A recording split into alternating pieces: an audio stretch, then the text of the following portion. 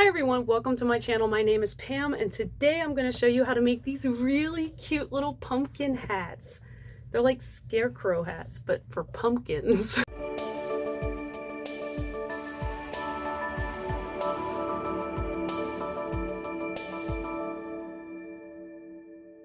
So I absolutely love the wonky nature of these hats. I developed this pattern a while ago and actually it needed to be fine-tuned. And if anybody has already purchased that pattern from my shop, just send me a message on Etsy and I'll send you the updated PDF because I did update it and it's also now linked to this video for the tutorial. There's a lot of possibilities with these hats, the different colors that you can make. This hat is purposefully supposed to be wonky and I absolutely love it with that little touch of raffia and the little patch on it and stuff. Let me show you how to make this really cute little pumpkin hat. So to get started, all you need is some worsted weight yarn. This here is, I think this is Red Heart. I forget what it's called. I like to use Buff, which I don't think this is what this one is, but I can't remember. Maybe it is, but it's a tan color. I like to use like the desaturated tan colors. You can also use black, blue, anything. And a 5mm H hook. So some worsted weight yarn, 5mm H hook. Get yourself a slip knot. Chain 2.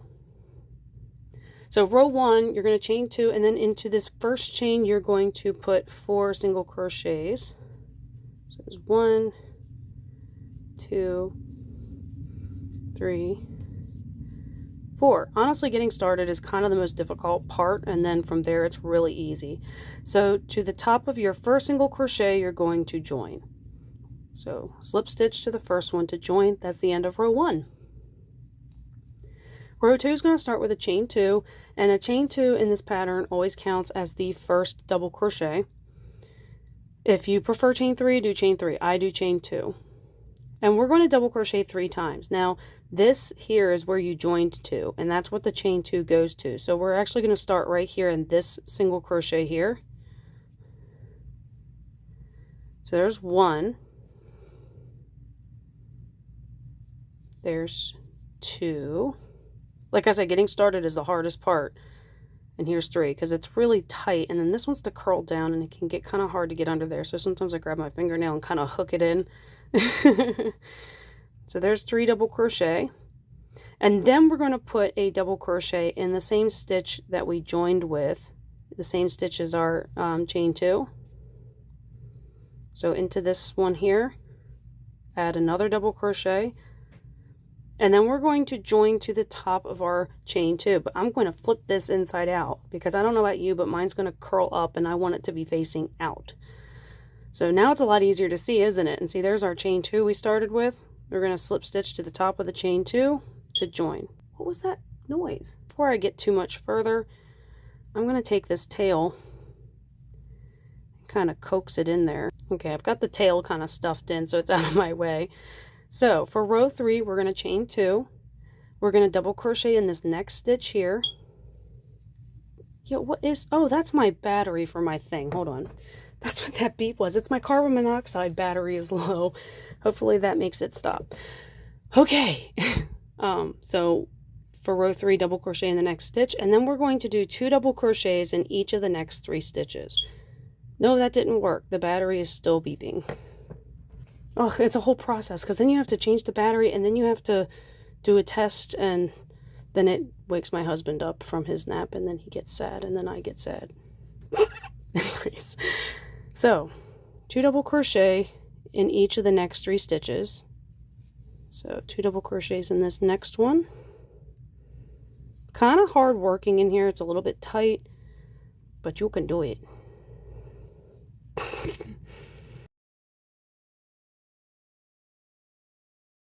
Now my ears hurt from that beeping because it's such a high shrill beep. Okay, so 2 double crochets in each of the next 3 stitches and then join to the top of your, what's that? Join to the top of the chain 2. By the way, if my hands and arms look awful, it's because I'm still dealing with poison ivy and poison sumac and stuff all over me and it feels rough. So anyways, row 4, start with a chain 2. And this row is easy. You're just going to put 1 double crochet in each stitch around. So double crochet around 7 times. 1, 2, 3, 4,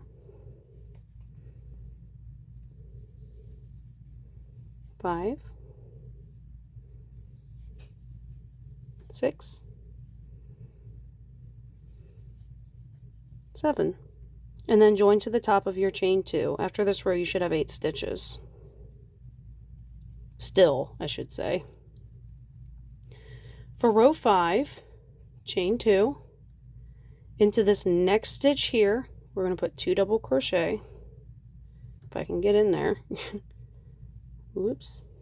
So there's 1, there's 2, and then into the next stitch, oh, actually into the next 5 stitches, we're going to double crochet. So double crochet 5 times. 1, 2, 3, 4, 5. Then into the next stitch, 2 double crochets, 1 and 2, and then into the same stitch as your chain 2, we're going to put a double crochet. So see, this stitch goes to this chain 2, we're going to put a double crochet into that stitch, and then join to the top of your chain 2. Ta-da! You should now have 11 stitches around.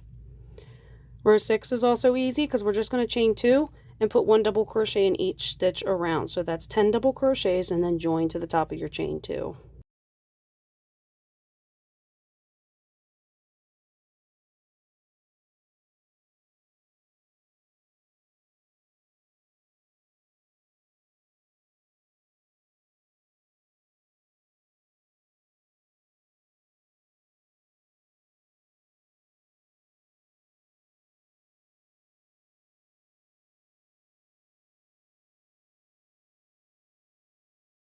Alright, and then we don't double crochet here because that goes to the chain 2, so we're just going to join right to the top of our chain 2, which is why counting is helpful.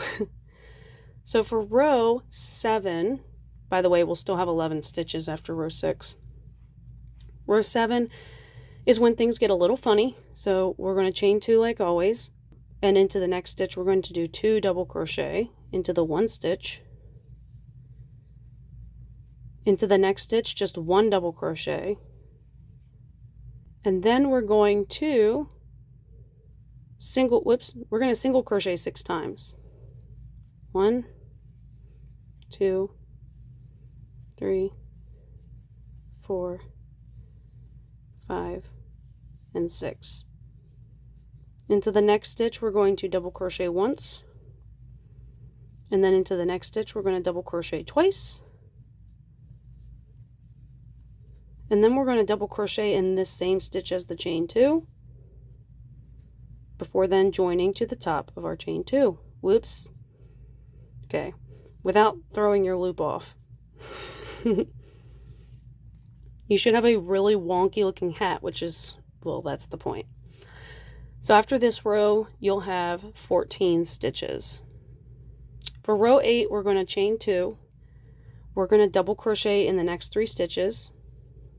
1, 2, and 3, and then we're going to do 2 double crochet, 1 double crochet, so 2 in 1 stitch, whoops, and then 1 double crochet in the next, and we're going to repeat that sequence 2 more times. So into the next stitch, 2 double crochets, 1, 2, and then 1 double crochet in the next stitch. That's the second time we did that. And then one more time we're going to do 2 double crochets into 1 stitch and 1 double crochet in the next. So that's the third time. Now we're going to finish off this row with 4 more double crochets. So there's 1, 2, 3, and 4, and join to the top of your chain 2 as you listen to the motorcycles go by. After this row you should have 17 stitches going around. For row 9, chain 2, and we're going to be doing a repeating sequence of double crochet 3 times and 2 double crochets. So put 1 double crochet in each of the next 3 stitches, and then 2 double crochets into 1 stitch, and that's 1. We're going to do this all together 4 times around. So that's the first one. Now we're going to do it again. 1 double crochet in each of the next 3 stitches, and then 2 double crochets into 1 stitch. Remember, if I'm going too fast, that YouTube does have playback speed options. You can adjust the playback speed. Again, for the 3rd time, we're going to do a double crochet in each of the next 3 stitches, and then 2 double crochet in the next stitch. And then finally, one more time, double crochet in each of the next 3 stitches, followed by 2 double crochet into 1 stitch. And we're back at the beginning. You'll see that stitch there goes to the chain 2. We're going to join to the top of our chain 2. After this row, you're going to have 21 stitches going around. Row 10 is easy because we're just going to chain 2 and double crochet around 20 times.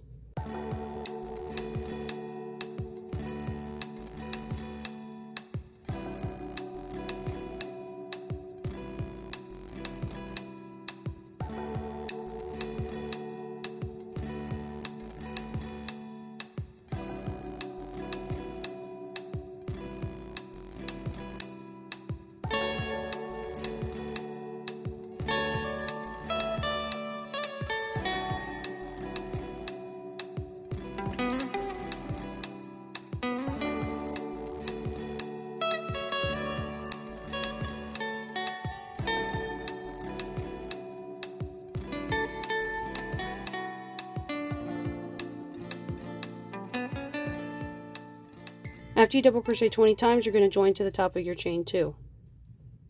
Now the next row, row 11, you're going to chain 2, and then you're going to repeat that same sequence you did for row 9, where you double crochet 3 times, 1 in each of the next 3 stitches, and then put 2 double crochet into the next stitch. But instead of doing the sequence only 4 times, we're now going to do it 5 times. So double crochet 3 times, and then 2 double crochet, there's 1. Double crochet 3 times, and then 2 double crochet in the same stitch. There's 2. We're going to do that 3 more times.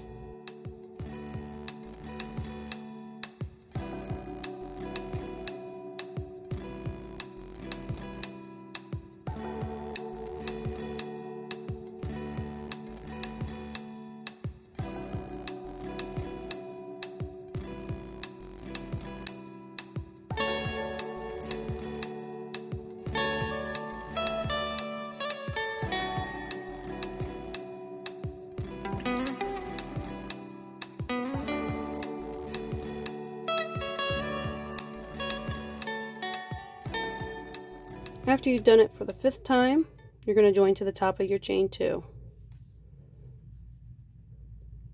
Now just like row 10, row 12 is going to be simple. You're going to chain 2 and then just put 1 double crochet in each stitch around. That's 25 double crochets, because I forgot to mention, after you're done row 11, you'll have 26 stitches. So for this row, you're going to be double crocheting 25 times and joining to the top of your chain 2, since your chain 2 counts as a double crochet.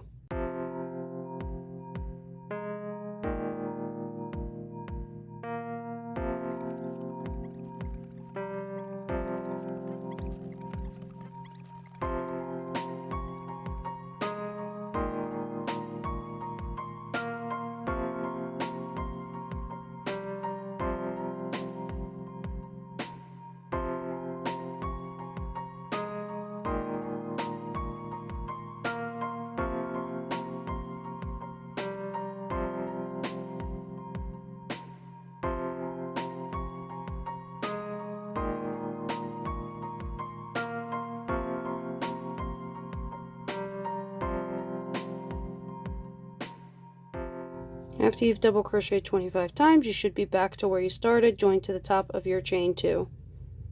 And again, you'll have 26 stitches going around, and a really funny looking hat that's missing a brim, and that's what we're going to work on next. So we're going to, for row 13, we're going to chain 1, and this row is going to be worked in the front loops only, these loops right here. And we're going to start in the next stitch, and when we come back we'll work into this stitch we started with. This chain 1 does not count as the first stitch. So into the first stitch we're going to be doing half double crochets. So into this first stitch just do 1 half double, whoops, in the front loop only, do a half double crochet. And then we're going to start a repeating sequence of 2 half double crochet in the front loop of the next stitch. So 1, 2, and then just 1 half double crochet in the next stitch. And keep working in just the front loops, and we're going to keep going back and forth. We're going to do 2 half double crochet in one stitch, 1 half double crochet in the next. You will have done that sequence collectively 12 times before you get back to where you started, just about getting ready to finish the row. So let's see, I got to put 2 in this one. I wasn't paying attention. So just keep doing that, going around, working in front loops only, 2 in one stitch and then 1 in the next.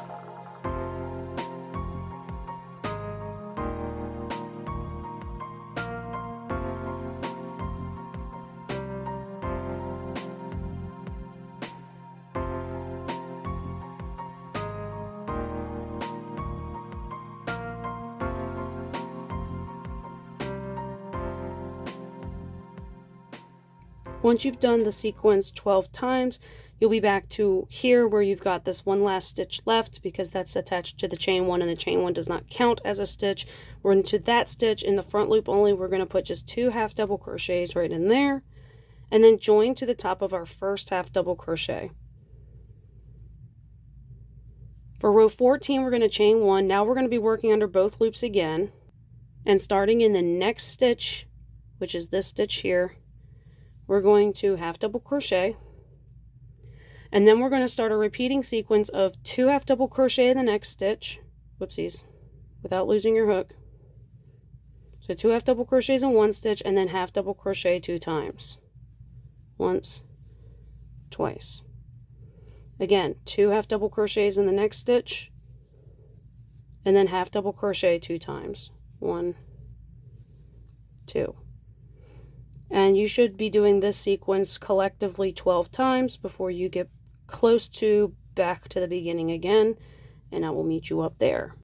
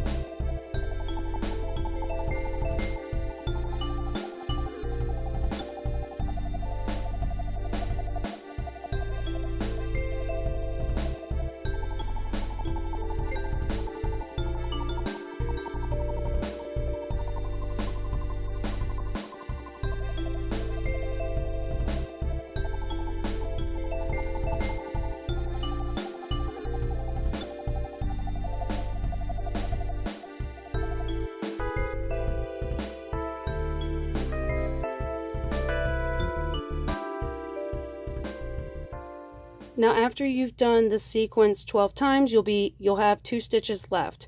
Into this next stitch we're going to put 2 half double crochet, and then we're going to half double crochet in the same stitch as our chain 1 before joining to the top of our first half double crochet. We're almost done. One more row. Let me kind of move out of that sunbeam a bit for you. Now for this final row, if you're not comfortable doing reverse single crochet, you can literally just go around with a regular row of single crochet and that will be fine. And cut and join, and that's it. After this row, you should have 52 stitches. I forgot to mention, after row 13, you should have 39 stitches. After row 14, you should have 52 going around. So for this row, chain 1 and either do regular single crochets, or I'm going to do reverse because I think the reverse single crochets look especially ornate. So it's reverse single crochets are just as they sound. You're just working a single crochet but going backwards. It's also called the crab stitch.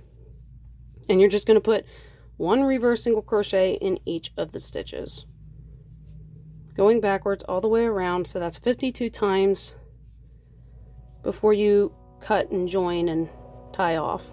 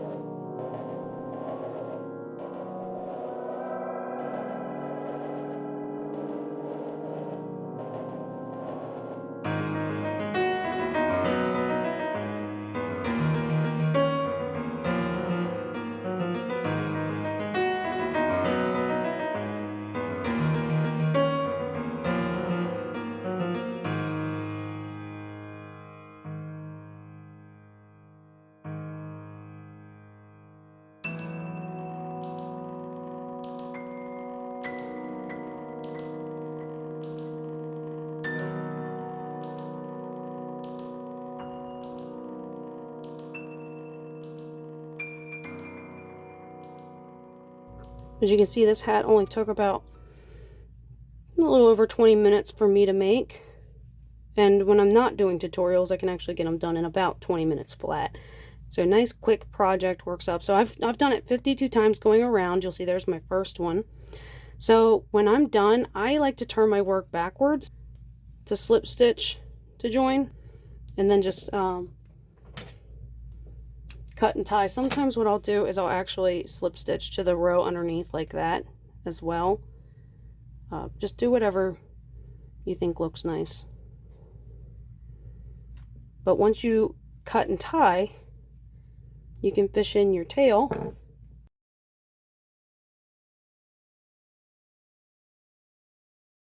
And that's it as far as making the structure of the hat. From here, you can do all kinds of stuff to make these really pretty. So I'll show you a couple.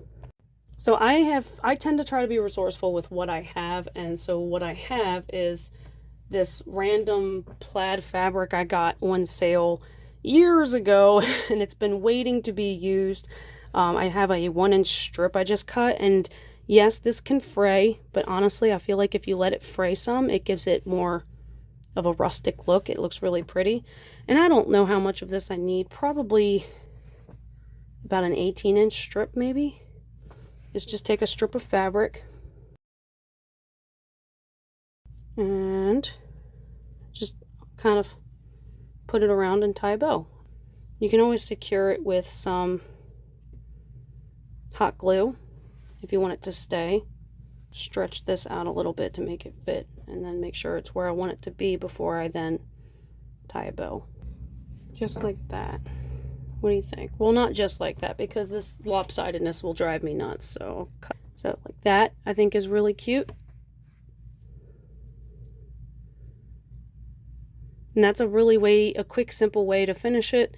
Just, again, be careful you don't pull this too tight around here. Make sure it only just fits. And one way you can do it is like I did. I tie the first knot, and then I go in and I stretch it like that before tying the second part of the knot into a bow. So there's one way you can do it. And because I made these hats for tutorials for TikTok as well, I have a couple extra ones actually. So let me show you another thing I love to do. I take that same fabric, make a little 2-inch square, and put a patch on it. It's so cute, like slightly crooked. Look how adorable that is. So in order for me to do that, I've been using B7000. Now, B7000 is a flexible and permanent adhesive. So this is something that people often, like crafters often use for fixing rhinestones to fabric. And I have found it to be my favorite thing to use for attaching fabric to my crochet pieces, or vice versa, crochet to fabric. So I cut this square using my pinking shears just to help reduce fray because I don't want too much fraying. And this particular square is really kinked. Let me see. This one's slightly less kinked. Yes, I cut a bunch of these.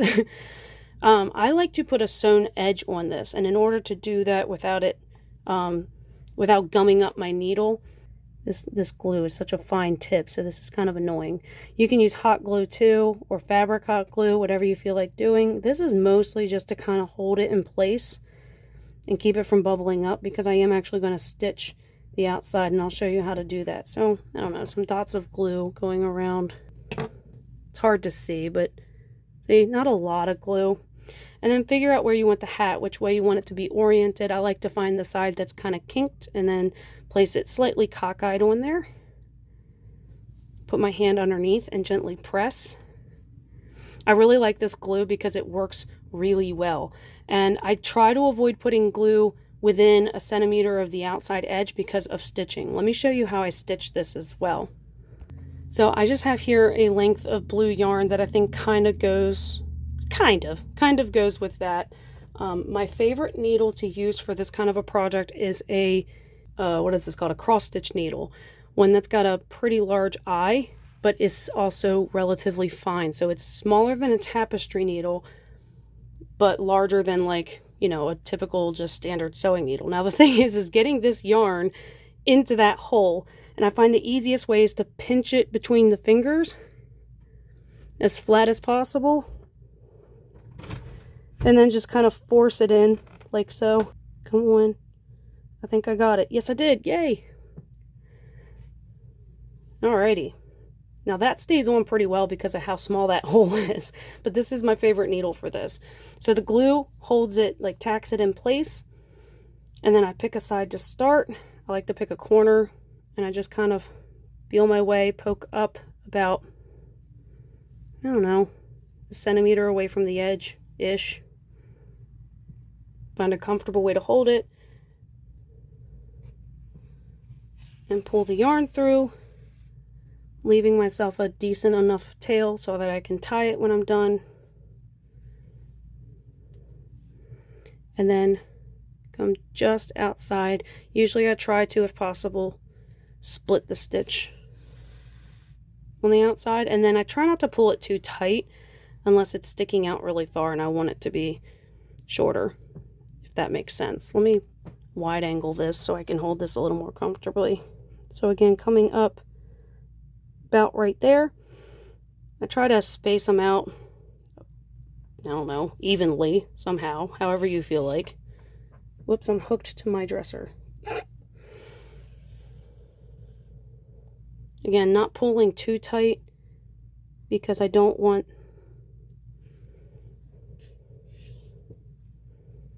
I did it again, I hooked my dresser. I don't want the stitch to get completely lost and squished. So like that one sticks out a little more, so I might pull that one a little bit tighter to try to make it look a little more even. It doesn't have to look perfectly even. The nice part is that if it looks a little wonky, or if it doesn't look even, or if it looks, well, handmade, that's kind of the point, right? So I want it to look nice, but I don't have to strive for perfection here because, I mean, the hat is wonky after all. So space it out just a little bit more. About right there.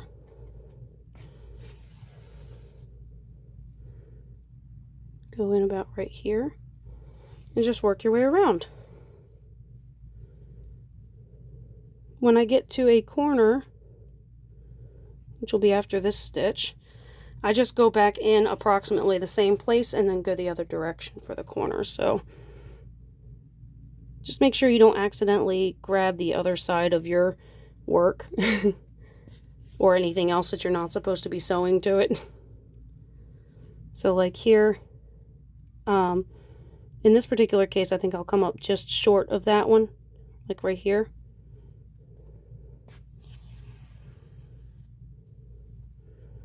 And come down this side.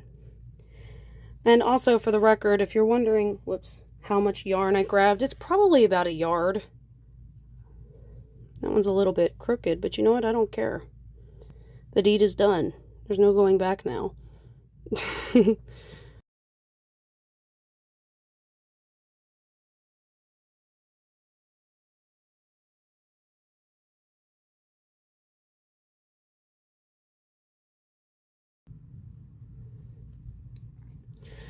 So as I'm finishing up, I just thought I'd mention about how really nice it is to have something like this small checker gingham, whatever this print is called, because it does kind of make it easier to space these apart evenly and help me stay consistent in how deep into the fabric I'm going. But again, if it comes out kind of imperfect or crooked, because even mine's kind of crooked, even with the checker print kind of helping me out, it's fine. Seriously, like it's fine. So we're going to come up about right there. It's supposed to look like it's been hand stitched, and that's what makes this extra special. I really like this finishing touch personally. Now I'm going to throw my scissors. Oh my. I'm going to trim that back some. Tie a knot on the inside, not too tight because I don't want to over torque my stitches here. And trim the tails kind of short. Now, that is super cute. The only thing this still needs is a finishing touch of raffia. Kind of wish I had blue raffia, but maybe that would be too much blue. I don't know. So, raffia is a really nice way to finish off this piece. And I actually like to double layer it. So, I want to say this is probably a 12-inch strip. So, I'm going to do like two 12-inch strips of raffia. I'm guesstimating, by the way, so might not be perfectly right. I'm going to figure out about where it's going to be. Tie a loose knot around it. That's about where I want it to be. I don't want it too tight, or try not to over tighten it. And do a second knot. There we go. Now, if you don't want that to come off, or you're worried it'll come off, again, you can use a little bit. I would use probably hot glue in this particular case rather than the B7000. And yeah. Now, if you want to put these on a pumpkin, like an actual pumpkin, and you're worried that it's going to blow off and blow away, get yourself greening pins. I don't know if they go by any other name. What my pack is called greening pins. Let me see if I can find the pack. Mine are called greening pins, but this is a really old package, so... But they're these like floral pins that have this weird wiggle and look to them.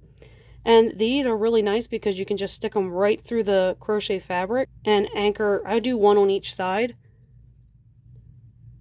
And anchor it into the pumpkin. And your hat stays stable and doesn't come off. And then when you're done, you can just pull the pins out. I'd usually discard the pins after I use them once because they get kind of...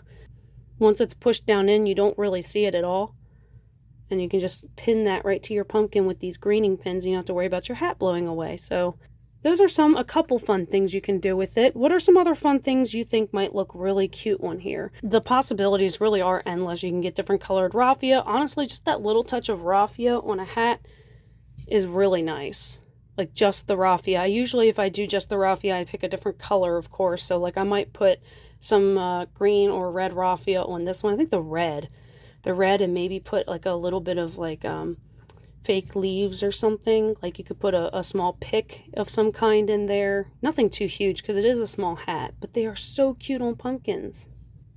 So that's all there is to it. Tell me, what would you do to personalize these little hats? I think they are so cute and just such a really easy way. I've added these not just to actual pumpkins, but I've also added them to some of my knitted and crocheted pumpkins too. And I'm sure it would be a lovely addition to any little scarecrow. And I know summer's not quite over yet. There's still summer, and enjoy your summer, but get ready because fall's coming.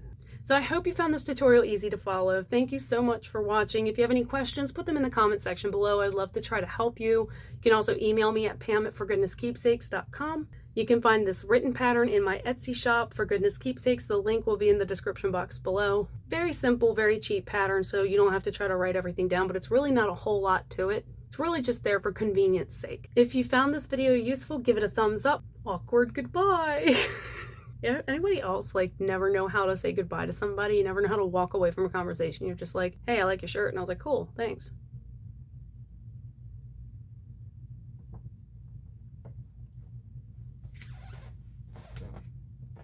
Seriously though, thank you so much for watching and supporting me and my channel, and have a blessed day.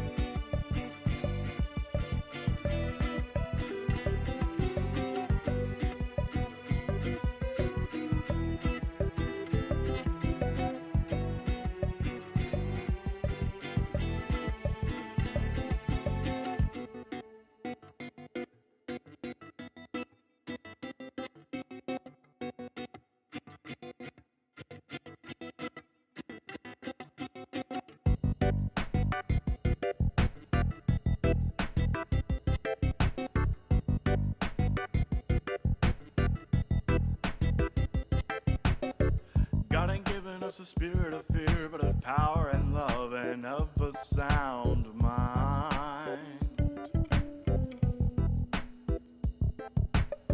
Seek first his kingdom, don't worry about tomorrow. Today is enough of a weight on your mind.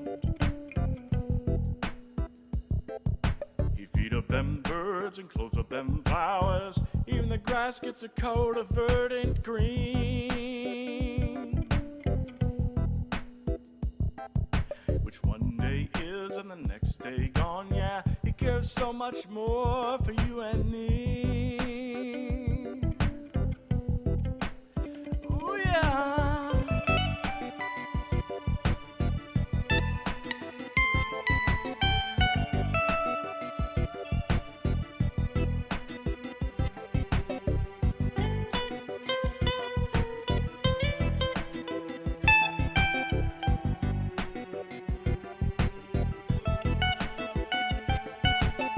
Ambassadors in a foreign land proclaim the reconciliation, for the Lord is at hand.